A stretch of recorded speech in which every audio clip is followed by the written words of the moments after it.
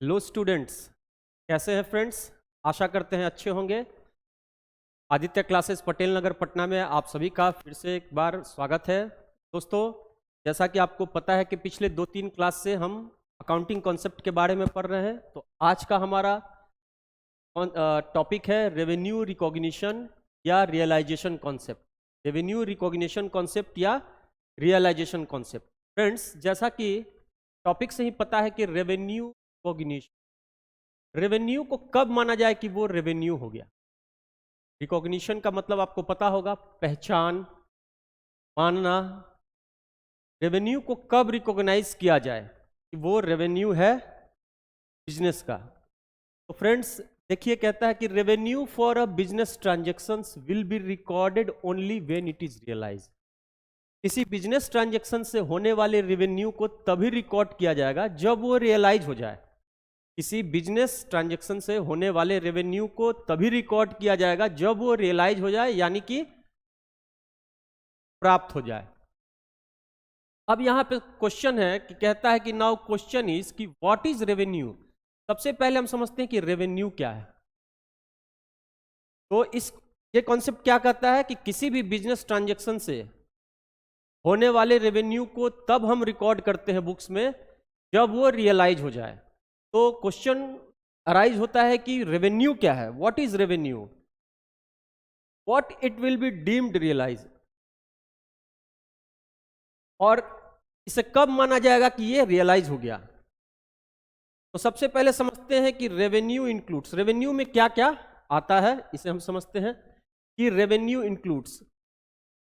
तो किसी बिजनेस से होने वाले ट्रांजेक्शन, किसी बिजनेस ट्रांजेक्शन से होने वाले रेवेन्यू को अभी हम रेवेन्यू मानते हैं जब ये रियलाइज हो जाए। तो सबसे पहला प्रश्न उठता है कि रेवेन्यू क्या है और इसे कब माना जाएगा कि ये रियलाइज हो गया। तो देखो फ्रेंड, देखो स्टूडेंट्स, कहता है कि रेवेन्यू के अंदर क्या क्या आता है। The sale of goods and services by an enterprises.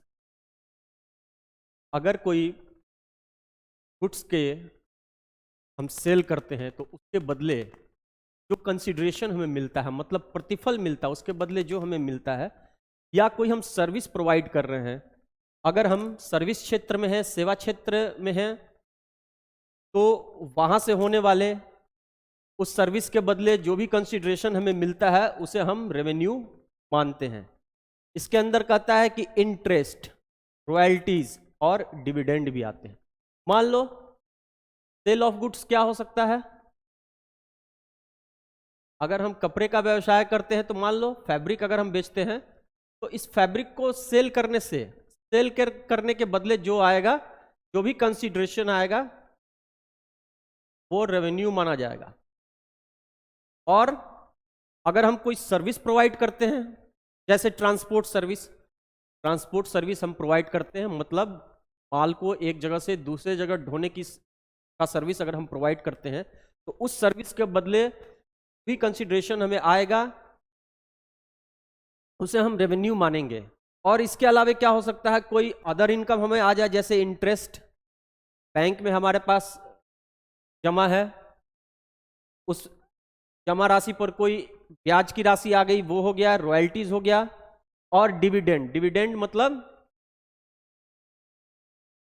Profit में हिस्सा, लाभांश का हिस्सा। किसी कंपनी का शेयर हमारे पास है और उस कंपनी को प्रॉफिट होता है, तो कंपनी क्या करती है, डिविडेंड देती है अपने शेयर धारकों को, अपने शेयर होल्डर्स को। तो वो इनकम आ जाए तो ये सारे जो अभी हमने बताया कि गुड्स को सेल करने से या सर्विस रेंडर करने से या कोई अदर इनकम, इंटरेस्ट, रॉयल्टीज या डिविडेंड आ गया, तो इसको हम रेवेन्यू मानेंगे, ये रेवेन्यू के अंदर आएगा। तो चलिए नेक्स्ट स्लाइड पे चलते हैं।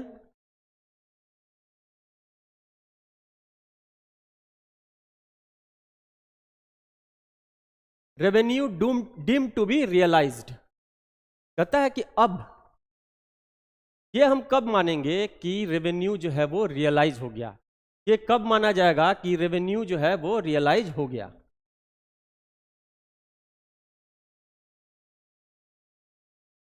तो देखो, कहता है व्हेन द टाइटल और the ownership of the goods has been transferred. जब अगर कहता है कि जब कोई गुड्स का, अगर हम गुड्स बेचते हैं और उसमें क्या हो गया, ओनरशिप, स्वामित्व उसका ट्रांसफर हो जाए, हस्तांतरित हो जाए, तो माना जाएगा कि वो रेवेन्यू हमको रियलाइज हो गया। और अदर इनकम के केस में क्या होगा, अदर इनकम के केस में होगा interest, rent, commission, dividends etcetera, time basis पर, टाइम बेसिस के आधार पर रेवेन्यू को माना जाएगा कि वो रियलाइज हो गया।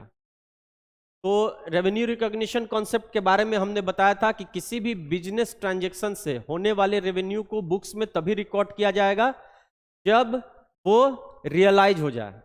तो सबसे पहले हमने समझा कि रेवेन्यू क्या होता है। तो रेवेन्यू के अंदर अगर हम गुड्स बेच रहे हैं तो उसके बदले जो हमें मिलता है, या अगर हम सर्विस प्रोवाइड कर रहे हैं उसके बदले जो हमें मिलता है, या कोई अदर इनकम जैसे interest, dividend, royalties, commission, rent, ये रेवेन्यू होता है। और ये हुआ रेवेन्यू। रेवेन्यू को कब रियलाइज माना जाएगा, तो अगर हम गुड्स बेच रहे हैं, सर्विस प्रोवाइड कर रहे हैं, तो जब ऑनरशिप ट्रांसफर हो जाता है। इसे हम आगे एक उदाहरण के द्वारा भी फ्रेंड्स समझेंगे कि जब ऑनरशिप ट्रांसफर हो जाता है उस समय मानते हैं कि रेवेन्यू रियलाइज हो गया। अदर इनकम के केस में जैसे इंटरेस्ट, रेंट, कमीशन और डिविडेंड को टाइम बेसिस के आधार पर उसको रियलाइज मानते हैं। तो चलिए नेक्स्ट स्लाइड पे चलते हैं और इसे उदाहरण के माध्यम से समझते हैं।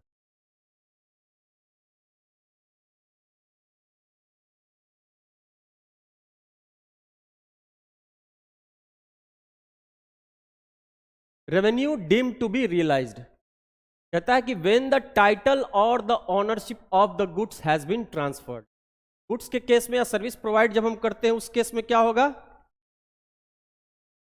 कि जब उस गुड्स का टाइटल या ओनरशिप ट्रांसफर हो जाए उस दिन हम मानेंगे कि वो रियलाइज हो गया।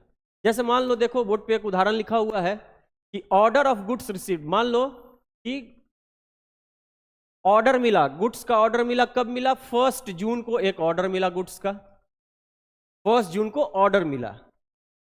सप्लाई कब किया गया गुड्स को, 15 जून को, 15 जून को गुड्स को सप्लाई किया गया।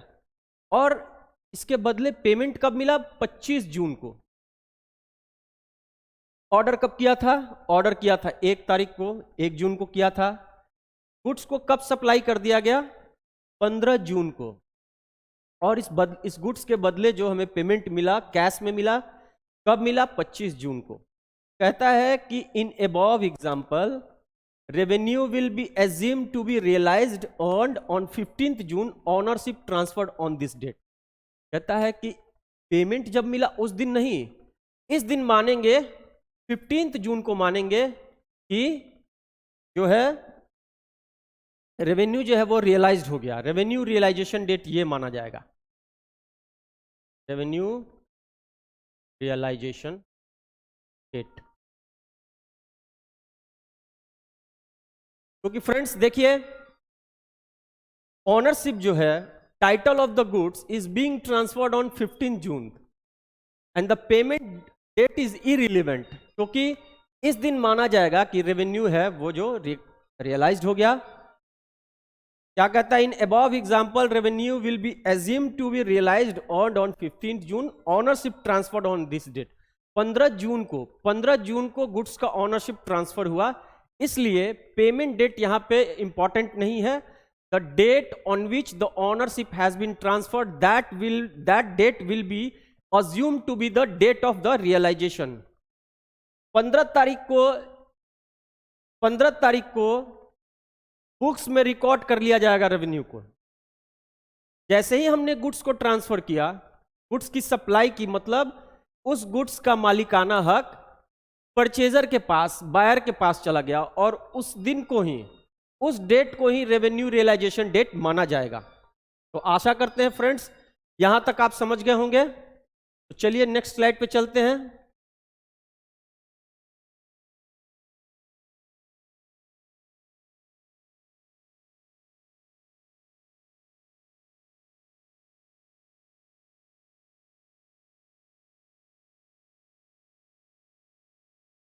Revenue deemed to be realised, देखो इन अदर इनकम के केस में टाइम बेसिस पर रेवेन्यू को रियलाइज्ड माना जाता है। अदर इनकम के केस में, अदर इनकम के केस में टाइम बेसिस पर रेवेन्यू को रियलाइज्ड माना जाता है। देखो अदर इनकम क्या हो सकता है, इंटरेस्ट हो सकता है, रेंट, कमीशन, डिविडेंड एक्सेट्रा। देखो rent for the month of March 2023 received in April, तो मार्च 2023 का रेंट हमें कब मिला, अप्रैल में मिला। मार्च 2023 का रेंट हमें अप्रैल में मिला।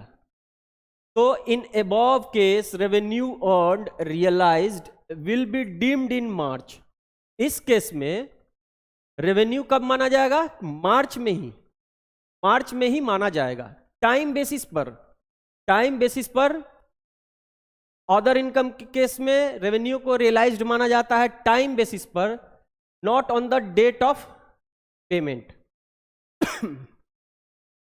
मार्च का रेंट हमें मार्च में वो ड्यू हो गया तो उसका रियलाइजेशन मार्च में माना जाएगा, अप्रैल में मिला तो वो इंपॉर्टेंट नहीं है। Revenue recognition does not mean receipt of cash. देखो फ्रेंड्स, रेवेन्यू रिकॉग्निशन का ये मतलब नहीं होता है कि आपको कैश मिल जाए। गुड्स के केसेस में, सर्विसेज जहां हम प्रोवाइड कर रहे हैं उस केसेस में उस दिन को रेवेन्यू रियलाइज्ड माना जाता है जिस दिन आपका ओनरशिप ट्रांसफर होता है। और अदर इनकम जैसे इंटरेस्ट, कमीशन, रेंट के बेसिस पर टाइम बेसिस के आधार पर रेवेन्यू को रियलाइज्ड माना जाता है। तो मार्च का रेंट अगर हमें अप्रैल में मिल रहा है तो हम उस रेवेन्यू को मार्च में काउंट करेंगे, मार्च में उसको कंसीडर करेंगे, ना कि अप्रैल में। तो यहां तक समझ गए होंगे आप। चलिए नेक्स्ट स्लाइड पे चलते हैं। फ्रेंड्स, हमारा दूसरा कॉन्सेप्ट है मैचिंग कॉन्सेप्ट। मैचिंग कॉन्सेप्ट,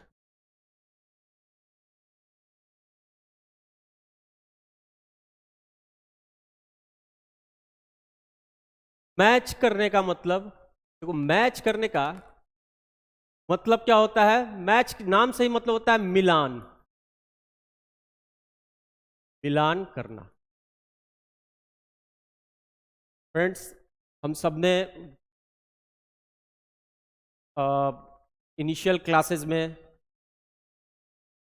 ऐसे अपने बुक्स एग्जाम्स में ऐसे क्वेश्चंस आते थे कि match column A with match column B, मतलब ए कॉलम को बी कॉलम से मिलान कीजिए। इस तरह के क्वेश्चंस हम सब ने सॉल्व किए हुए हैं।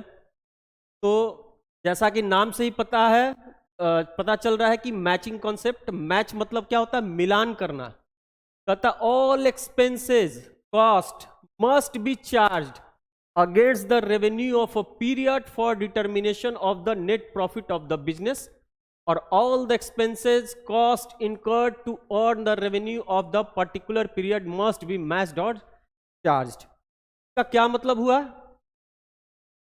कहता है कि अगर बिजनेस में किसी भी पर्टिकुलर पीरियड में आप जो भी रेवेन्यू अर्न कर रहे हैं, किसी भी पर्टिकुलर पीरियड में जो भी रेवेन्यू आपने अर्न किया, उस रेवेन्यू को कमाने के लिए जो भी एक्सपेंसेस किए गए उस पर्टिकुलर पीरियड में, उस रेवेन्यू को कमाने के लिए जो भी एक्सपेंसेस या कॉस्ट इनकर्ड किए गए, उन सारे एक्सपेंसेस को, उन सारे खर्चों को उस रेवेन्यू के अगेंस्ट में चार्ज किया जाएगा। All those expenses and cost will be charged against the revenue earned during a particular period is a matching concept. Matching concept को दोस्तों बहुत ही आसान है समझना कि किसी भी अकाउंटिंग पीरियड में जो भी रेवेन्यू हमने कमाए हैं, उस रेवेन्यू को कमाने के लिए जो भी खर्चे किए गए या उस रेवेन्यू को कमाने के लिए जो भी लागत आई, उन सारे खर्चों या लागत को उस रेवेन्यू के अगेंस्ट में प्रॉफिट एंड लॉस में चार्ज कर दिया जाता है। तभी हम अपने बिजनेस का सही सही प्रॉफिट और लॉस निर्धारण कर सकते हैं। यही है मैचिंग कॉन्सेप्ट। बहुत ही आसान है फ्रेंड्स समझना कि देखो आओ फ्रेंड्स एक उदाहरण की तरह समझते हैं, एक उदाहरण के माध्यम से इसे समझते हैं कि मान लो कि फाइनेंशियल ईयर फाइनेंशियल ईयर 2022-23 में ये क्या हो गया, एक अकाउंटिंग पीरियड हुआ, फाइनेंशियल ईयर हुआ और अकाउंटिंग पीरियड भी हुआ। इस फाइनेंशियल ईयर में मान लो हमने रेवेन्यू अर्न किया, हमारा रेवेन्यू था 1,00,000 रुपए। अब इस 1,00,000 को कमाने के लिए इस फाइनेंशियल ईयर में इस 1,00,000 रुपए को कमाने के लिए इसी फाइनेंशियल ईयर के सारे खर्चों को या कॉस्ट को इस रेवेन्यू के अगेंस्ट में चार्ज किया जाएगा। तो मान लो इस फाइनेंशियल ईयर में मेरे सारे खर्च और कॉस्ट को मिला के मान लो 80,000 हमने खर्च किया, तो मेरा नेट प्रॉफिट जो होगा वो 20,000 रुपए होगा। तो यही है मैचिंग कॉन्सेप्ट, कहता है कि all expenses and cost must be charged against the revenue of a period for determination of the net profit of the business, समझ में आ रहा होगा दोस्तों? आशा करते हैं आपको मैचिंग कॉन्सेप्ट समझ में आ रहा होगा कि किसी भी अकाउंटिंग पीरियड या पर्टिकुलर पीरियड में जो भी रेवेन्यू कमाया गया, उस रेवेन्यू को कमाने के लिए उस अकाउंटिंग पीरियड में जो भी खर्चे या जो भी लागत हुई, उन खर्चों और लागत को उस रेवेन्यू के अगेंस्ट चार्ज कर देना, जिससे कि हम अपने नेट प्रॉफिट को निकाल सके। मैचिंग कॉन्सेप्ट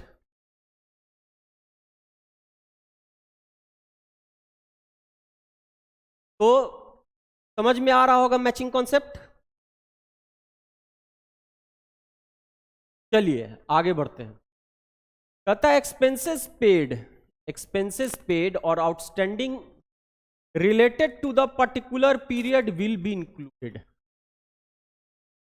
तो इसका क्या मतलब हुआ कि देखो फ्रेंड्स, हम जो अकाउंटिंग करते हैं वो पर्टिकुलर पीरियड पर, मतलब मैंने अकाउंटिंग पीरियड कॉन्सेप्ट में बताया था कि बिजनेस के अकाउंटिंग अवधि को छोटे छोटे टुकड़ों में बांटकर हम फाइनेंशियल स्टेटमेंट बनाते हैं ताकि करेक्टिव मेजर्स और डिसीजन मेकिंग आसानी से की जा सके। तो मान लो कि अभी किसी फाइनेंशियल ईयर का हम फाइनेंशियल रिजल्ट निकाल रहे हैं, प्रॉफिट एंड लॉस निकाल रहे हैं, बैलेंस शीट हमें बनाना है। तो उस पीरियड में होने वाले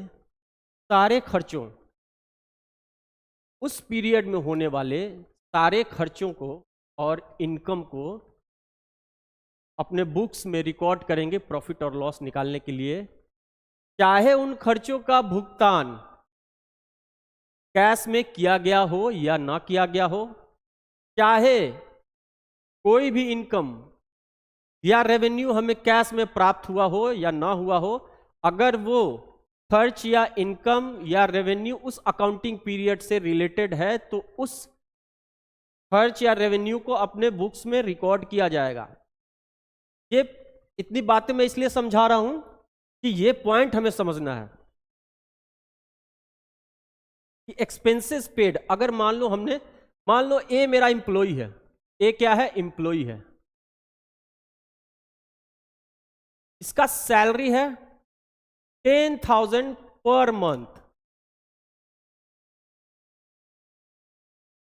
अब मान लो हम बना रहे फाइनेंशियल ईयर 2022 और 23 का अकाउंटिंग पीरियड है हमारा, फाइनेंशियल है, इस पीरियड का हम फाइनेंशियल स्टेटमेंट बना रहे हैं।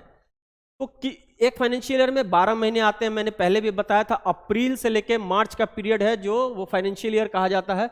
तो मान लो हमने ए के सैलरी का अप्रैल से लेके दिसंबर तक का पेमेंट इसे हमने कर दिया है, पेड 9 मंथ की सैलरी हमने इसे पे कर दिया 90,000, ये पे कर दिया है पेड।